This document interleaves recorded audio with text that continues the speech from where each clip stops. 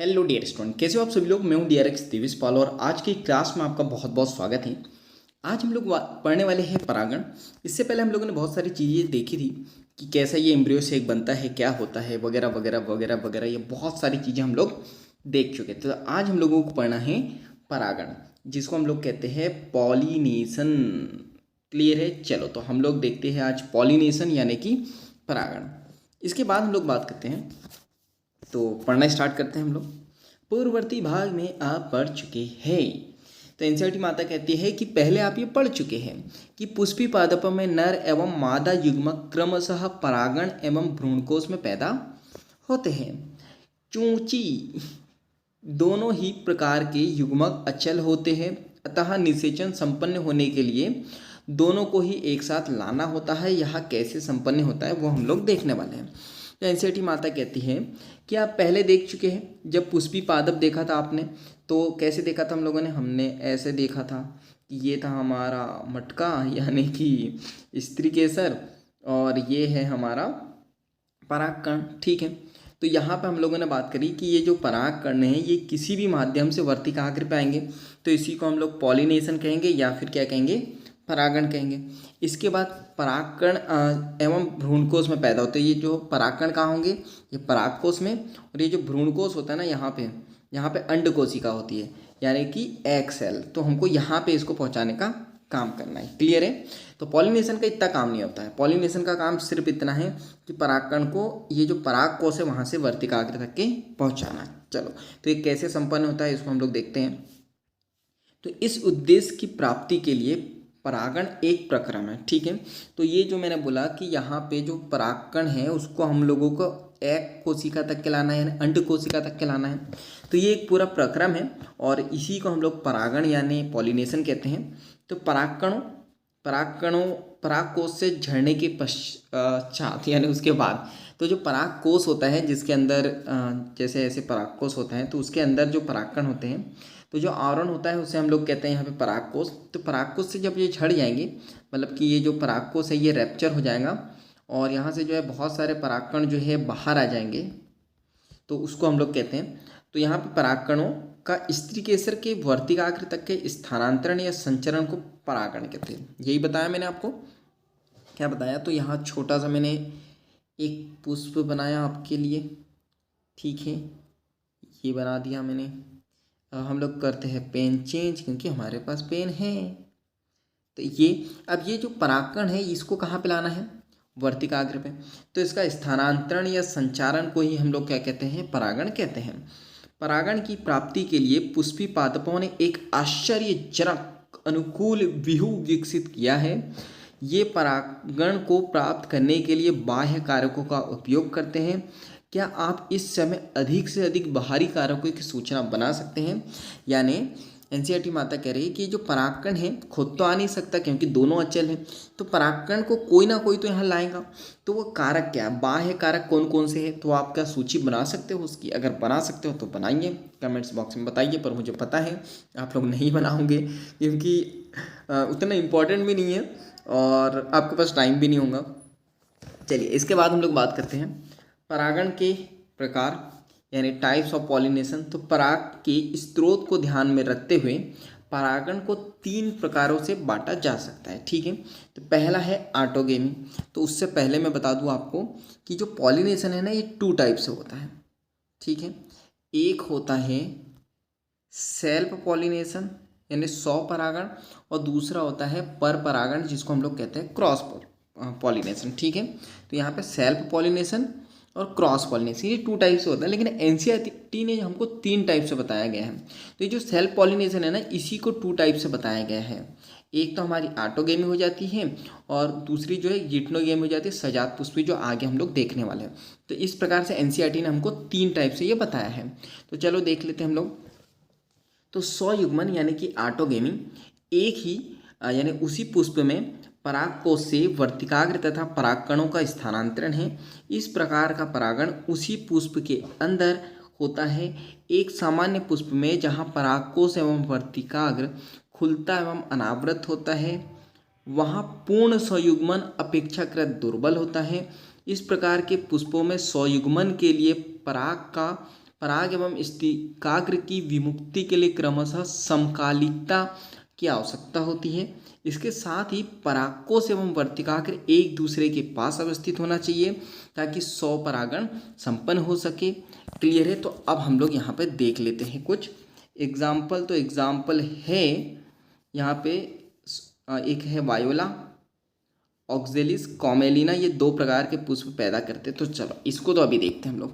सबसे पहले तो हम लोग यहाँ पे बात करते हैं कि ऑटोगेमी क्या है। ठीक है, तो बोला जा रहा है एक ही पुष्प होना चाहिए। ठीक है, तो हम लोग ये पेड़ बना दिया, ये पेड़ बना दिया हम लोगों ने, ये पेड़ बन गया हम लोगों का।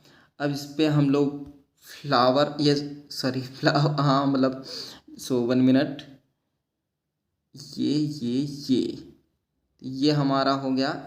ऐसा नहीं होता है, लेकिन समझने के लिए हम लोगों को ऐसा ही समझना पड़ेगा। देखो ये हम लोगों ने देखा, ये हमारा फ्लावर है। अब ये इसके जो परागकण है, तो क्या बोल रहे हैं, जो है एक ही पुष्प एक ही है, तो वहाँ के परागकोश से वर्तिकाग्र पे स्थानांतरण। तो पुष्प एक ही है और यहाँ के परागकण जो है, यहाँ के परागकण कहाँ जाएंगे, वर्तिकाग्र पे। तो पुष्प एक ही है, पेड़ एक ही है, तो उसको हम लोग कहेंगे ऑटोगेमी। क्लियर है? इस प्रकार का परागण पुष्प के अंदर होता है। तो ये याद रखना, कहाँ होता है, ये पुष्प के अंदर ही हो रहा है, मतलब बाहर नहीं हो रहा है। इसके बाद एक सामान्य पुष्प में जहाँ परागकोश एवं वर्तिकाग्र खुलता है एवं अनावृत होता है, तो परागकोश जो है खुलेगा तभी तो ये वर्तिकाग्र पहुँच पाएगा। क्लियर है? वहाँ पूर्ण स्वयुग्मन अपेक्षाकृत दुर्बल है, पूरी तरीके से जो है स्वयुग्मन होना जो है दुर्बल है। तो इस प्रकार के पुष्पों में जो है स्वयुग्मन के लिए, मतलब हमेशा नहीं होगा ये स्वयुग्मन, क्योंकि अब वही देख रहे हैं हम लोग, क्योंकि क्यों नहीं हो सकता, क्यों दुर्बल है, तो क्योंकि स्वयुग्मन के लिए पराग एवं वर्तिकाग्र की विमुक्ति के लिए देखो क्रमशः समकालिकता आवश्यकता होनी चाहिए। तो स्वयुग्मन होने के लिए कुछ रिक्वायरमेंट है। क्लियर है? क्या रिक्वायरमेंट है? पहली रिक्वायरमेंट कि समकालिक 1 मिनट में इसको पेन चेंज करता हूँ, तो ये ले लेते हैं। तो आपको ये याद रखना है, ये होने चाहिए समकालिक। समकालिक का मतलब क्या होता है कि ये एक ही समय पे जो है ना बड़े होने चाहिए। ऐसा नहीं कि जो है जो परागकण है बहुत छोटा रह गया, वर्तिकाग्र बहुत बड़ी होगी। तो ये समकालिकता प्रदर्शित होनी चाहिए। इसके साथ ही जो है परागकोश एवं वर्तिकाग्र एक दूसरे के पास व्यवस्थित होने चाहिए। तो दूसरी जो है रिक्वायरमेंट ये है कि ये दोनों पास पास होने चाहिए। मतलब ऐसा नहीं कि ये यहाँ है और मतलब परागकोश पास में और वर्तिकाग्र बहुत दूर है, तो यहाँ पे स्वपरागण नहीं हो सकता है। तो ये 2 जो है आपको रिक्वायरमेंट याद रखनी है। और समझ में आ ही गया होगा आपको कि पेड़ एक है, फ्लावर भी एक है, और जब इसका जो परागकण है यहाँ पे उसी पुष्प की वर्तिकाग्र पे जाता है तो उसको ऑटोगेमी या स्वयुग्मन हम लोग कह देते हैं। इसके बाद कुछ एग्जाम्पल हैं, तो वो आपको याद रखना है। जैसे कुछ पादप ऐसे हैं जैसे कि वायोला, जिसको हम लोग कहते हैं सामान्य पानसी, ऑक्जेलिस और कॉमेलिना, जिसको कनकौआ कहते हैं। ये 2 प्रकार के पुष्प पैदा करते हैं। एक है उन्मिल परागणी पुष्प, ये अन्य प्रजाति के पुष्पों के समान ही होते हैं, जिसके परागकोश एवं वर्तिकाग्र अनावृत होते हैं, तथा अनुमिल्य परागणी पुष्प कभी भी जो है अनावृत नहीं होते हैं। इस प्रकार के पुष्प में परागकोश एवं वर्तिकाग्र एक दूसरे के बिल्कुल नजदीक स्थित होते हैं, और जब पुष्प कलिका में परागकोश स्फुटित होते हैं तब परागकण वर्तिकाग्र के संपर्क में आकर परागण को प्रभावित करते हैं। अतः अनुमिल्य परागणी पुष्प सदैव स्वयुग्मन, ये एक इम्पॉर्टेंट याद रखना है, क्योंकि यहाँ पे वर्तिकाग्र पट क्रॉस या पर परागण अवतरण को अवसर नहीं होता है। देखो फटाफट समझो, इतनी थ्योरी पढ़ी। तो ये 2 हैं। इंग्लिश में शायद मुझे नाम इसके एक के है क्लिस्टोगेमस और एक का है क्लिस्टोगेमस और कैस्मोगेमस, ऐसे कुछ फ्लावर है। आप एक बार देख लेना, अभी मुझे याद नहीं आ रहा। क्लिस्टोगेमस और शायद कैस्मोगेमस, ऐसे कुछ फ्लावर है, तो वो आपको समझने हैं। प्रोसेस में आपको समझा दे रहा हूँ क्या हो रहा है। देखो यहाँ पे क्या है, ये जो है ना उन्मिल परागणी पुष्प, ये कहाँ है, जमीन के ऊपर, ये जमीन है, जमीन के ऊपर। और ये जो अनमिल्य परागणी पुष्प ये कहाँ है, जमीन के नीचे। तो अब पर परागण इसमें नहीं हो सकता, क्यों? क्योंकि कोई भी कीट वगैरह है कुछ तो आ नहीं सकता, तो ये हमेशा क्या करेगा, स्वयुग्मन। क्लियर है? जो उन्मिल परागण है ना, ये सेल्फ पॉलिनेशन भी कर सकता है और क्रॉस भी। यही एनसीईआरटी माता ने लिखा है हमको, तो देख लेते हम लोग। यही देखा था हम लोगों को कि ये एक दूसरे बिल्कुल करीब होते हैं, तो ये याद रखना है। अनमिल्य परागण ये हमेशा क्या होंगे, स्वयुग्मन। ठीक है? यहाँ पे क्रॉस पॉलिनेशन हो ही नहीं सकता। और जबकि ये जो है हमारा ज़मीन के ऊपर उन्मिल्य परागण, इसमें सेल्फ पॉलिनेशन भी हो सकता है यानी स्वयुग्मन भी हो सकता है और क्रॉस पॉलिनेशन भी हो सकता है। क्लियर है?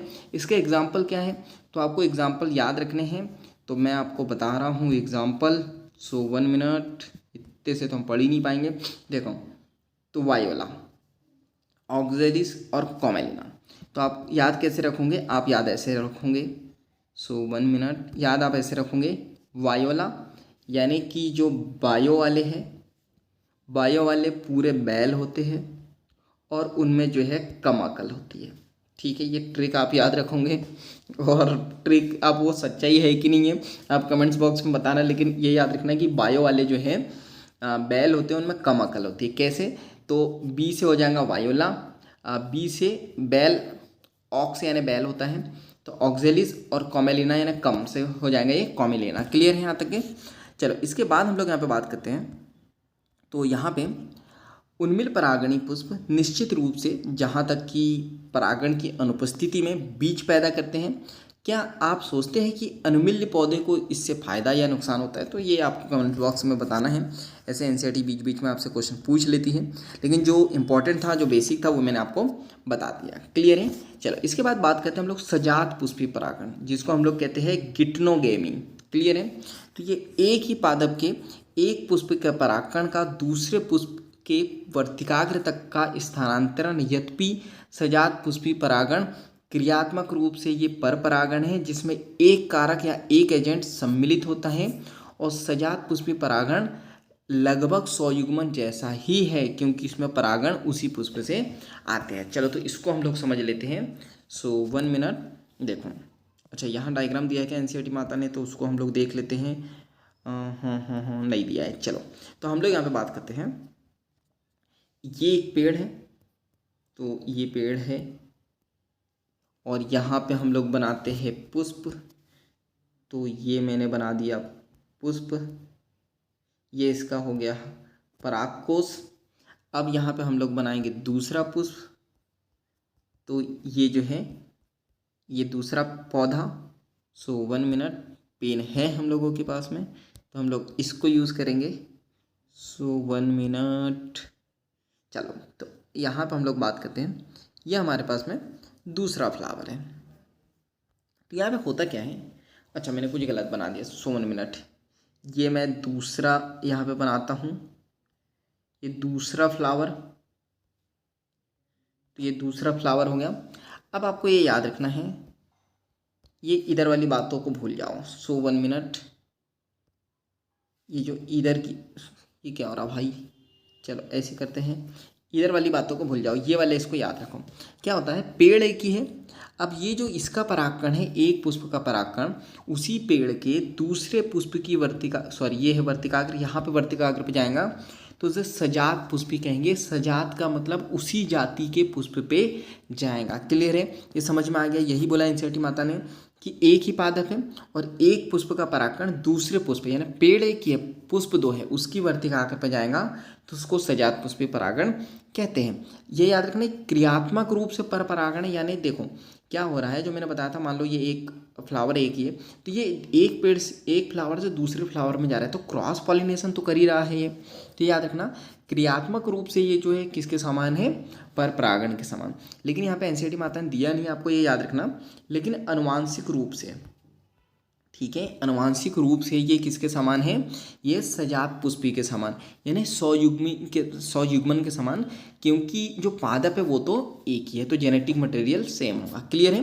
तो यहाँ पे हम लोग जो है स्वयुग्मन और सजात पुष्पी देख चुके हैं। इसके बाद हम लोगों को देखना है यहाँ पे पर परागण यानी कि क्रॉस पॉलिनेशन। क्लियर है? ठीक है, तो हम लोग इसको देखेंगे नेक्स्ट क्लास में। तो आज के लिए इतना ही। आपको क्या करना है, वीडियो को लाइक करना है, मुझे कमेंट्स करके बताना है जो जो मैंने पूछे हैं, जो क्वेश्चन या कुछ सजेशन हो, कुछ डाउट हो तो, और इस वीडियो को ज़्यादा से ज़्यादा शेयर करना है, क्योंकि जब हम दूसरों की हेल्प करते हैं तो ये नेचर हमारी हेल्प करता है। और चैनल पर नए हों तो जल्दी से सब्सक्राइब कर देना है, बेल आइकन को दबा देना है, ताकि ऐसे वैल्यूबल वीडियो की नोटिफिकेशन आपको मिलते रहें। तो बाकी हम लोग मिलेंगे नेक्स्ट वीडियो में, इसी तरह हंसते हुए, मुस्कुराते हुए, लाइफ में आगे बढ़ते हुए, कुछ नया नया सीखते हुए। तो जब तक के लिए thank you, bye bye and go for success.